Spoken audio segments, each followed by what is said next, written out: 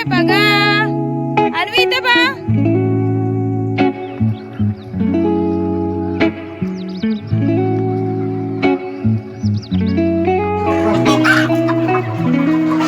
मला हलवतात कोंबड्या. कोंबड्या हलवतात.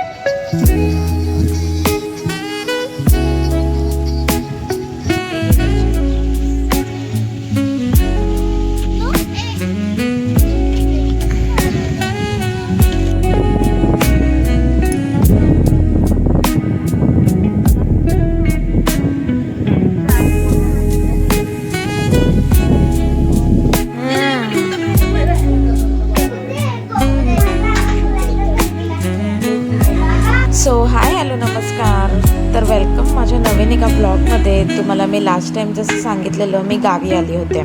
तर नेक्स्ट पार्ट हा माझा सेकंड पार्ट आहे गावचा.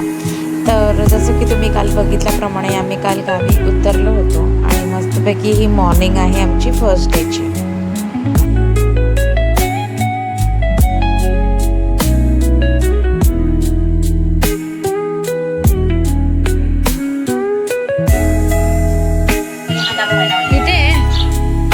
डेरा ठेवलाय का?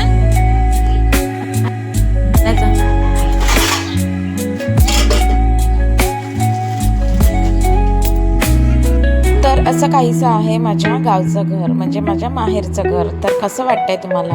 ॲक्च्युली इथे माझे मम्मी पप्पा शिफ्ट होऊन एक 3-4 वर्ष झाले असतील आणि ते असं रेग्युलर इथे राहत नव्हते आणि त्यानंतर मग आता एक लास्ट इयरपासून ते इथे रेग्युलर राहायला लागले आहेत. तर त्यांनी मस्तपैकी असं तिथे व्यवस्थित असं त्यांच्या सुखसोयीप्रमाणे सगळे अरेंजमेंट करून ठेवली होती, जशी गावची असते तशीच. आता आपण प्रत्येक मुलींना आपल्या माहेरी गेल्यावरती जो आनंद मिळणार असतो किंवा जो आनंद आपण एन्जॉय करतो तो आपल्याला कुठच्या जगाच्या पाठीवरती कुठे जरी नेलं तरी भेटणारा नसतो. हे सगळ्याजणी माझ्याशी ॲग्री करू शकतात. तर असंच आमच्या दोघींचं काहीसं झालं होतं. कारण ॲक्च्युली मी तुम्हाला बोलल्याप्रमाणे मी 2 वर्षानंतर माझ्या मम्मीकडे आले होते. तर अशा प्रकारे आमची स्लो मॉर्निंग अशी चालू झालेली. तुम्हाला मी बोलली होती रात्रभर मला गाडीमध्ये झोपायला अजिबात भेटलं नव्हतं. कारण 2 मुली परत त्या 2 ह्या 2 अशा टोटल 4 जणींवरती आम्हाला व्यवस्थित असं ट्रेनमध्ये लक्ष ठेवायचं होतं. त्याच्यामुळे आम्ही आल्यावरती थोडासा असा आराम आम्हाला पप्पांनी करायला दिला आणि त्यानंतर ह्या मुलींचं इथे बसून मस्तपैकी खेळणं चालू होतं. तर गावी आल्यावरती आम्हाला कोणत्याच प्रकारची खेळणी नको असतात. ना इलेक्ट्रिक खेळणी, ना सॉफ्ट टॉईज, ना टी व्ही. आम्ही फक्त मातीमध्ये खेळतो बस. आम्हाला काही द्या तुम्ही, काही तुम्ही आणून नाही दिलं तरी चालेल. तिकडच्या काट्या, तिकडचे दगडं अशी आमच्या मुलींना सवय आहे खेळण्याची. माझ्यामध्ये या सगळ्या गोष्टींची तुम्ही रिलेट करू शकता. कारण आपली सगळ्या मुलं ही अशीच असतात सेम, की गावी गेलं की आम्हाला दुसरं काही नको, तुम्ही आम्हाला फक्त खेळायला द्या. तर असंच ह्या चौघींचं पण झालं होतं. त्याच्यामध्ये आमची छोटी ठमाबाई पण त्यांच्यामध्ये तो लुडबुड करतच होते. जे बालपण आम्ही जगलो आहे, मी आणि माझी बहीण जे बालपण जगलो ना, ते सेम बालपण आमच्या 4ही मुली जगत आहेत. कारण आमचं पण असंच असायचं. मे महिन्याची सुट्टी लागली की आम्ही शिफ्ट व्हायचो गावी 15 दिवसासाठी. पप्पा आम्हाला मस्तपैकी 15 दिवसासाठी गावी आणून सोडायचे आणि ते रिटर्न मुंबईला जायचं त्यांच्या कामासाठी. मग असंच आमचं पण जीवन होतं त्यावेळेला. मग ह्यांच्याकडे बघूनही आम्हाला वाटतं की अच्छा, माझ्या आपल्या मुलीसुद्धा सेम आपलंच फॉलो करत आहेत, काहीच वेगळं नाही. आणि ही जी मजा असते ना गावी, परत तिकडचं वातावरण, तिकडचं जेवण म्हणा, तिकडचं सगळं ओव्हरऑल सगळ्या ज्या वस्तू असतात ना त्या एकदमच भारी असतात. मग अशा मेमरीजमध्ये कॅप्चर केल्या की त्या आपण नंतर कधीही बघू शकतो. हां, काय बनवतो तुम्ही लोक? आम्ही ना भाजी बनवतोय आणि मी पापड बनवते. आणि दीदी भाजी. आम्ही दोघं भाजी बनवतो. खूप मोठे मोठे पापड, छोटे छोटे. त्याचा स्मेल किती छान येतो बघ आंब्याच्या पत्त्याचा. आपण पूजामध्ये पण यूज करतो हे पत्ते, घराला तोरण बांधायला. या झाडावरतूनच काढली आहे. हे नाही ना, आम्ही लोक लहान असताना ना हे बनवायचं. बघ ती काय बघू शिट्टी आंबे के पत्ते के पास. मामाला माहितीच आहे, मामाला विचारूया. आम्ही ना ह्याचा गजरा पण बनवतोय. हे कुठून आलं? उडून आलं. फेकून दे. क्रिशाच्या मांडीमध्ये येऊन बसलं. आपल्या मुली दिवसभर शाळेमध्ये, त्याच्यानंतर आल्यानंतर ट्युशन, त्याच्यानंतर टी व्ही थोडासा, नंतर खेळणं, ह्या सगळ्या त्यांच्या ज्या डेली रुटीनमधून जेव्हा आपण एक एक वेगळा वेळ काढून येतो ना, तेव्हा ती जी फिलिंग असते नेचरच्या एकदम आपण सानिध्यात राहतो. मुलींना सगळ्या गोष्टींची माहिती भेटते, त्यांना सगळ्या गोष्टी अनुभवायला भेटतात. तर ह्याच्यापेक्षा अजून आपल्याला काय हवं? त्याच्यामध्ये सर्च कर mango leaf craft, mango leaf craft, mango leaf craft.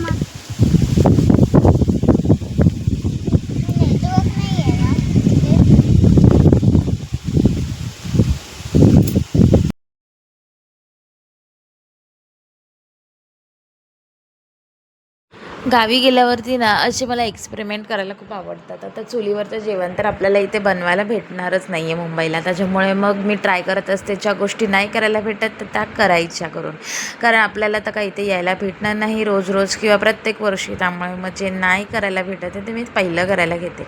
तर चपाती भाजायचं काम दिलेलं माझ्याकडे, तिथे माझी काकी कपडे धुत होती आणि त्या साईडला माझ्या पप्पांचं पोल्ट्री फार्म आहे. 800 कोंबड्या घेतलेल्या त्यांनी. आता त्या तुम्हाला मी दाखवते पुढच्या क्लिपमध्ये. आणि हे असं आमचं ओव्हरऑल घर आहे, व्यवस्थित असं मस्तपैकी आपण इथे एन्जॉय करू शकतो. इतकं मस्त स्पेस जागा आहे, मुलींना पण खेळायला भरपूर स्पेस आहे. तर इथे माझी शेवटची चपाती चालली होती. त्यानंतर मग एक फेरफटका मारण्यासाठी आम्ही बाहेर पडलो. ते दुपारचं ऊन आहे तिकडे आणि मेमध्ये तर भरपूरच ऊन असतं.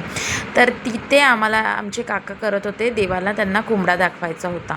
त्याच्यामुळे मग ते थोड्याशा गोष्टी तिकडचे थोडे असे देवाचे रिच्युअल्स मुलींना पण समजायला पाहिजेत, म्हणून आम्ही पण मुलींना तिकडे घेऊन गेलेलो.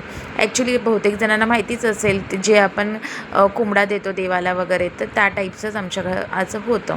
त्याच्यामुळे मग हे सगळं चाललेलं. मग ह्या मस्तपैकी त्यांच्या म्हणजे समर आउटफिटमध्ये कपडे आणि प्लस टोपी तर मॅन्डेटरी आहे, कारण कसं लहान मुलांना जास्त उन्हामध्ये पण नाही ठेवू शकत. त्यामुळे आम्ही कॅरी केलेल्या टोप्या त्यांच्या. आणि हा होता कोंबडा, आज त्याचं जे करणार होते ते सगळं.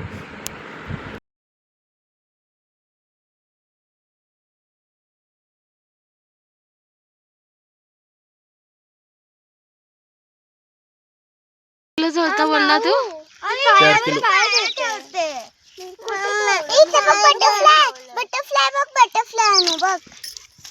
बसा इथे सगळ्यांनी मांडी घालून. तुझ्या बघ कोंबडा, त्याला पळायचंय बाबू. आज कसं माझ्या 2 बाकीच्या बहिणी पण आलेल्या, त्यांना पण जेवायला बोलवलं होतं, कारण ते तुम्हाला मी बोलली कोंबड्याचं सगळं आहे करून. त्यामुळे मग सगळ्यांसाठीच भाकरी केलेल्या होत्या काकींनी. मी लास्ट भाकरी करायला मी घेतली होती, कारण चुलीवरती तर काय मला जमत नाही, तरी पण मी ट्राय केली. थोडीफार अशी करत थोडीशी दुखत अशी मी आज भाकरी केली होती.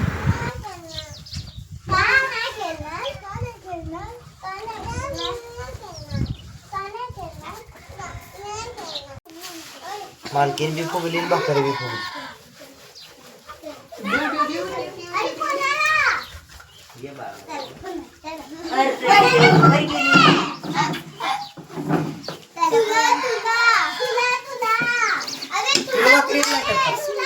गॅसवर येतात रुसले काय आता हे त्याच दिवशी ना तो जो सगळ्या कोंबड्याचा वगैरे कार्यक्रम संपल्यानंतर, सगळ्यांची जेवणं खावणं सगळी झाल्यानंतर आम्ही सगळ्या बहिणी आणि आमचे भाऊ मस्तपैकी गेलो होतो एका झाडाखाली मस्तपैकी टाईमपास करण्यासाठी. त्यानंतर आला आम्हाला कॉल आमच्या पप्पांचा आणि काकांचा, चला आपल्याला जायचं आहे मामाकडे. तर मग काय मस्तपैकी आम्ही रेडी झालो. तिथे ऊन बघितलं नाही किंवा कंटाळा आलाय बोललो नाही किंवा काही नाही. त्यांनी बोलले ना चला करून, तर चला आपल्याला गावी फिरायचंच आहे ना, मुलींना पण फिरवायचंच आहे ना, तर एका पायावरती रेडीच असतात. अशा आम्ही दोघी पण एका पायावरती रेडी झालो मस्तपैकी आणि तयारी केल्याने निघालो मामाकडे. तर ते माझे होते माझ्या मम्मीचे चुलत काका. तर त्यांना खूप आनंद झालेला, म्हणजे माझी मम्मी, परत आम्ही, आमच्या मुली, त्यानंतर पप्पा वगैरे, माझी काकी, अशी सगळीजणं मिळून गेलेलो. त्याच्यामुळे अचानक गेल्यामुळे त्यांना पण खूप आनंद झाला. खूप वर्षानंतर पण माझी मम्मी गेलेली होती, त्यामुळे तिकडे बसलो, भेटलो, बोललो आणि असं रिटर्न मग आम्ही घरी यायला निघालो. थांब गाडी येते हिरण्या. सुसू केली असती तर वास आला असता. आवाज आला. तू अशी मी नाही. तू असशील आय सबक छू बेटा